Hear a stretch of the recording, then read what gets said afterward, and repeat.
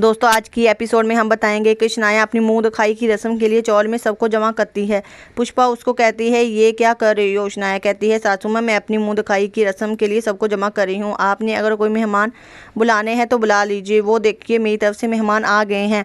आज के रिकैप में कुछ ऐसा होगा कि आप सब देख कर हैरान रह जाओगे। दोस्तों आज की एपिसोड में हम बताएंगे कि जब शनाया का घर प्रवेश हो जाता है तो वो रूम में आकर बहुत रोती है। आई एम सॉरी मनवा, तुझे इतना दुख देने का कोई मन नहीं था मेरा भी। शनाया यशवंत के रूम में आती है और उसके सारे कपड़े बाहर फेंकती है तो पुष्पा कहती है ये सब क्या हो रहा है। शनाया कहती है नई नवेली दुल्हन हूँ, रूम तो चाहिए होगा। फिर चिराग कहता है ये भाई भाभी का कमरा है, इधर से निकलो। चिराग शनाया के सारे कपड़े बाहर फेंक देता है। शनाया कहती है ब्रांडेड कपड़े हैं, उठा कर बैग में रख। चा कहता है कि नहीं। शनाया कहती है बहुत बुरा होगा। चा कहता है कि नहीं। फिर शनाया गुस्से से बाहर चौल में आकर सब लोगों को बाहर बुलाती है। शनाया कहती है हसमुख डोली से सब बाहर आओ।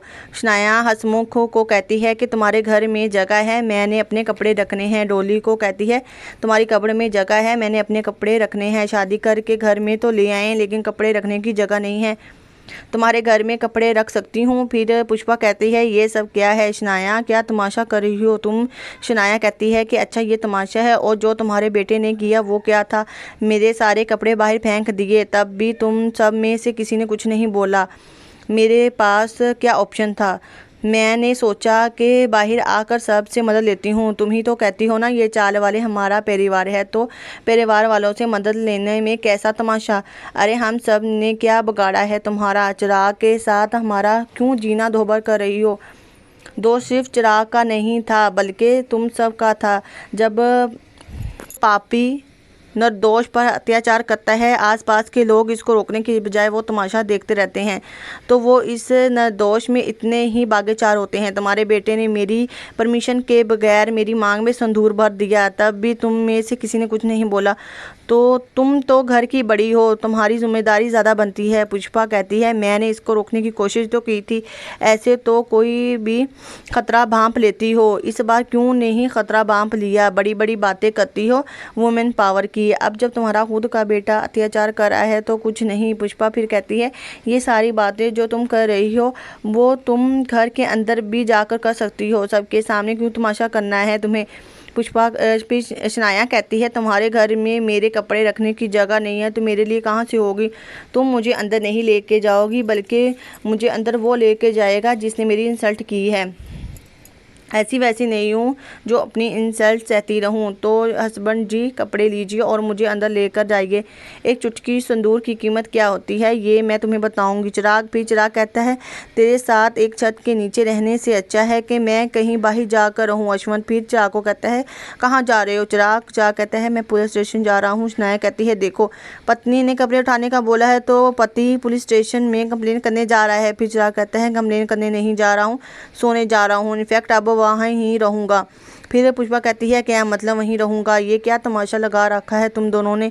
मैं दोनों को बोल रही हूँ बंद कर दो ये पागलपन, बच्चे नहीं हो तुम लोग, चलो घर के अंदर। फिर चिराग कहता है वो तो इसका घर प्रवेश करने से पहले सोचना चाहिए था मम्मी कि इसका क्या परिणाम होने वाला है। चावल के क्लेश को घर के अंदर नहीं बल्कि बाहर फेंका था इसने। मैं तभी समझ गया था कि ये क्लेश हमारे घर में क्लेश डालने वाला है और उसकी शुरुआत हो गई है। फिर पुष्पा कहती है कि पहले सोचना चाहिए था। चिराग अपने गुस्से पे काबू रखना चाहिए था, इसकी मांग में संदूर बनने से पहले सोचना चाहिए था। फिर चिराग कहता है पहले मैंने नहीं सोचा लेकिन अब सोच लिया है, इसलिए जा रहा हूँ।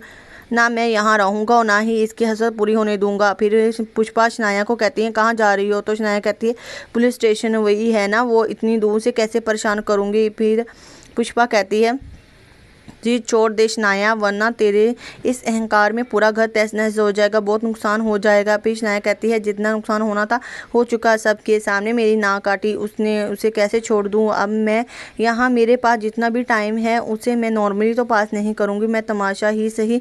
फिर पुष्पा कहती है कि तू गुस्से में नहीं देख पा रही है, तू एक की गलती की सज़ा सबको दे रही है।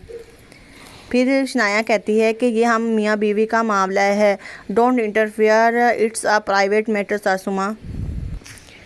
फिर पुष्पा कटम्बरी को मिलने जेल में जाती है। कटम्बरी को देखकर पुष्पा ताली बजाती है। कटम्बरी कहती है क्या बात है, ताली बजा रही हो अपने दुश्मन के लिए। पुष्पा कहती है दुश्मन ने खेल ही ऐसा खेला है कि ताली बजाना बनता है। फिर कटम्बरी कहती है ना कमाल का खेल खेली ना। मैं सच बताओ तो मेरी टॉप 3 चाल में is this one my favourite. कैसे एक ही चाल में तेरे पूरे परिवार की धज्जियां उड़ा दी। पुष्पा कहती है मेरा परिवार इतना कमज़ोर नहीं है, ना ही मेरा तुम जैसों से लड़ने का हौसला ख़त्म हुआ है।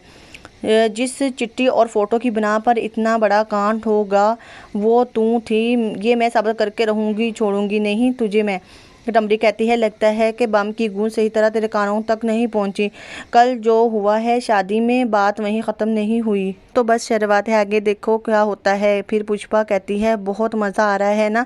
कोई नहीं, ले लो मज़ा, लेकिन जो किया है उसकी कीमत चुकानी पड़ेगी। अगर लड़ाई लड़नी है तो सामने से लड़, ऐसे कायरों की तरह पीठ पे वार करना बंद कर। फिर कटम्बरी कहती है बहुत पुराना हो गया है ये डायलॉग, कुछ नया कुछ अलग लेकर आओ। और हाँ, खुले पैसे लेते जाना, अखबार ख़रीद कर लेते जाना। कटम्बरी कहती है कंग्रेचुलेशन। फिर पुष्पा कहती है एक्सक्यूज़ मी, अखबार मिलेगा 2 मिनट के लिए। जब वो अखबार को देखती है इस पर लिखा हुआ होता है कि भूपिंदर चौल में एक पुष्पा नाम की एक वकील के सामने हुआ है 2 लड़कियों के साथ अत्याचार। एक आई घर के अंदर और एक रह गई मंडक में रोती। फिर भूपिंदर अखबार को देख लेता है और शर्मिला को बोलता है। वो कहती है क्या हुआ।